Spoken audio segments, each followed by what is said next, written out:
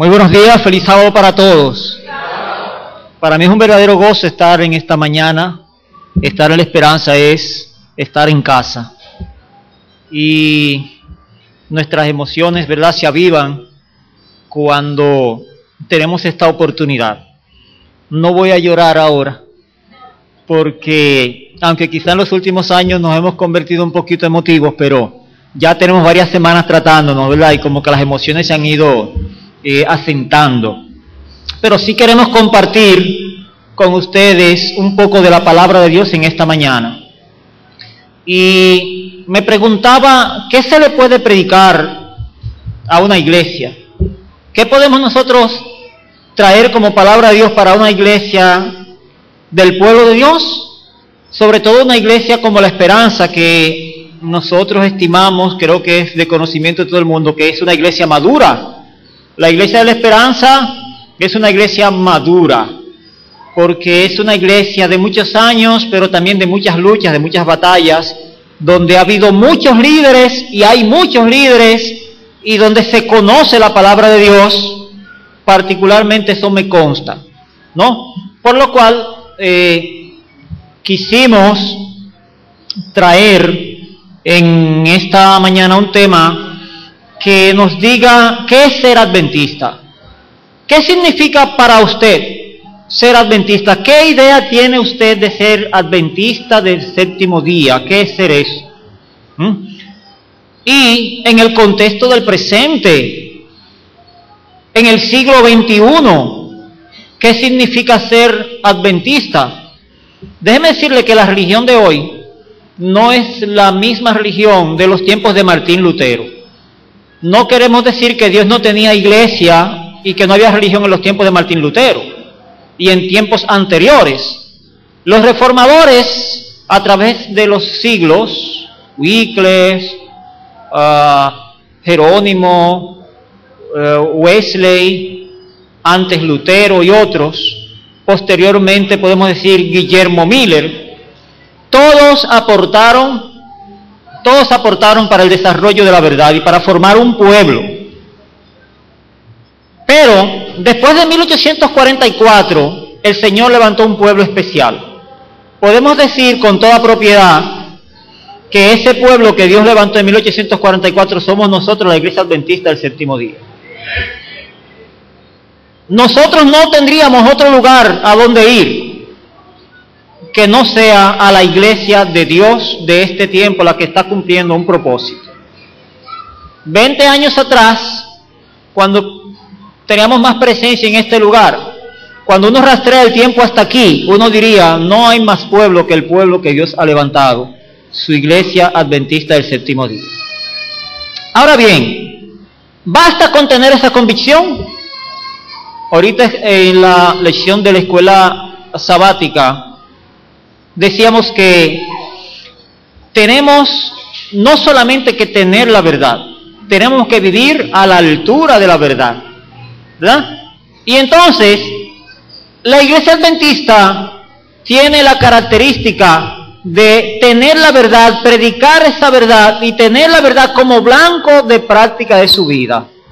La verdad tiene que alcanzar en la última generación una altura como nunca antes. Y hemos sido llamados para ese propósito. La verdad de la lucha entre el bien y el mal no va a concluir sin que se haya logrado un grado máximo en la práctica de la vida. Todo lo que el Señor tiene para nosotros, lo que está expresado en su palabra es santidad. Pero es creciente. Todos los reformadores han ido aportando para el conocimiento de la verdad. Tenemos mucha luz en este tiempo. En la medida de la luz que tengamos, en esa misma medida vamos a brillar. Si tendremos el conocimiento y tenemos el conocimiento pleno de la verdad, si tenemos ese conocimiento, pues entonces brillaremos con la misma intensidad. Para que ustedes vean que como pueblo el Señor nos ha privilegiado, nos ha llamado a tener una gran luz en un tiempo especial. Mateo 5:48, que leyó nuestro hermano Gustavo, Es un versículo que yo creo que todos nos sabemos de memoria. Sed pues vosotros perfectos, como vuestro Padre que está en los cielos es perfecto. Ese verso está como parte del primer sermón público de nuestro Señor Jesucristo. Cuando Cristo comenzó a predicar, comenzó a decir bienaventurados, bienaventurados, las bienaventuranzas. Pero después de las bienaventuranzas, los primeros 17 versículos, 18, el sermón de Jesús sigue y comienza a explicar la ley. Elena de White explica que el sermón de Cristo es una explicación de los 10 mandamientos. Por eso Cristo dice, ¿oíste que fue dicho no matarás? Y explica lo que es el adulterio. Explica los mandamientos en una dimensión aún mayor. No que aportaba más, sino que daba a comprender más de los mandamientos, porque en los mandamientos está todo lo que nosotros debemos conocer. Pero debían ser comprendidos mejor. Esa explicación de Jesús de los mandamientos tenía un planteamiento sociológico, es decir, la realidad social, la desigualdad, la injusticia. También en los 10 mandamientos, los proclamados en el Sinaí, había un elemento sociológico, porque usted ve que se habla de la familia, se habla de cómo esos mandamientos debían ponerse en los postes, en las calles, cómo debían leerse al salir, al entrar, por los caminos. Es decir, tenían que tener una influencia en toda la sociedad, era para transformar a un pueblo, pero también era para transformar al hombre, al individuo. Así que Cristo trae esa misma tónica y la presenta en su Sermón del Monte.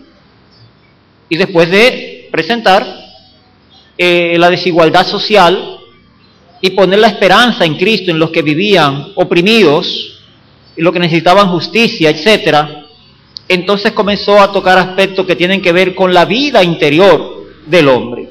Y ahí en ese marco dice, sed pues vosotros perfectos como vuestro Padre que está en los cielos es perfecto. Eso fue dicho en aquel tiempo, en el primer siglo. Pero estas palabras, cuando más fuerza deben tener es en nuestra época. Porque si hay una época cuando debemos esperar santidad, cuando debemos dar testimonio de perfección, es en esta. ¿Por qué? Porque es cuando el mundo ha caído más profundo, cuando los mandamientos de Dios han sido más pisoteados, cuando la inmoralidad ha llenado el mundo por todas partes, con clases de pecado que no se conocían, o por lo menos en la manera como se manifiestan, no existían. El pecado ha descubierto maneras nuevas, se ha convertido en gracia, y pareciera que por donde quiera el pecado atrae con más candidez, y todo el mundo se está entregando a la práctica del pecado. Por lo tanto, nosotros como pueblo del presente tenemos que dar un testimonio sin precedente. Ahora bien,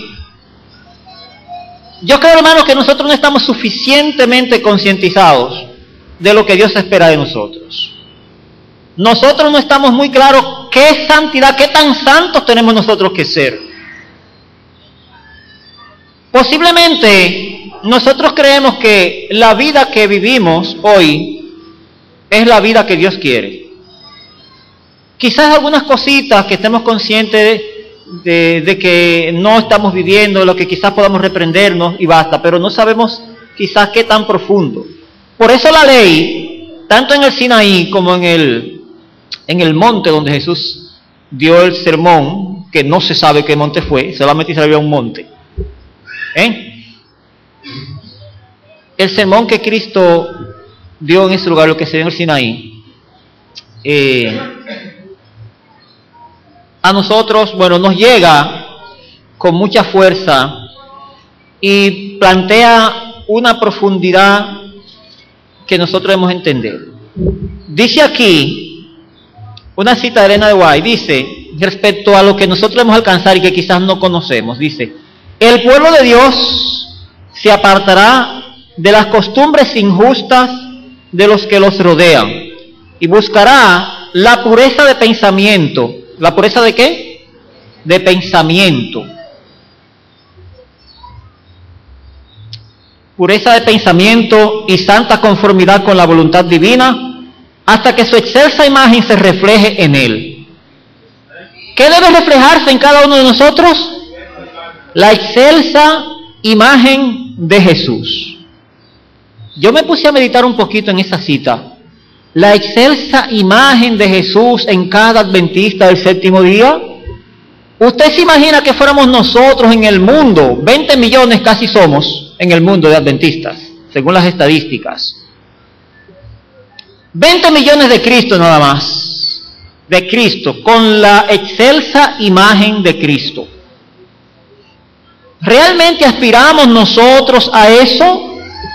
¿Nos imaginamos un pueblo en ese estatus espiritual?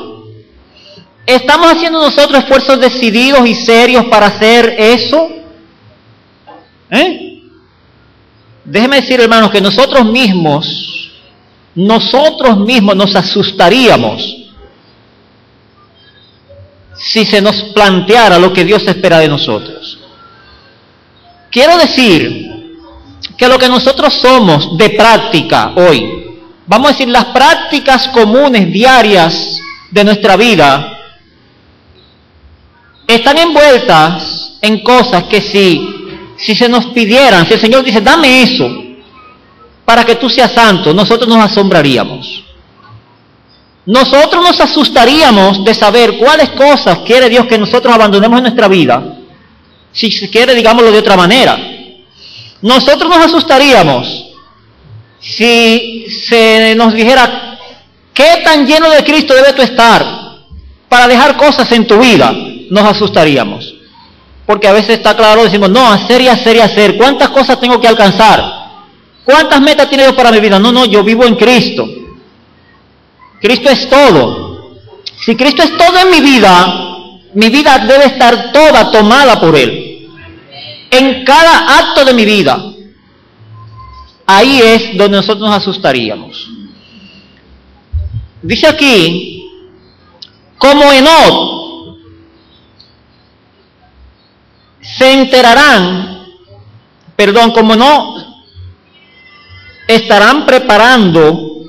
estarán preparando para el cielo, para la traslación.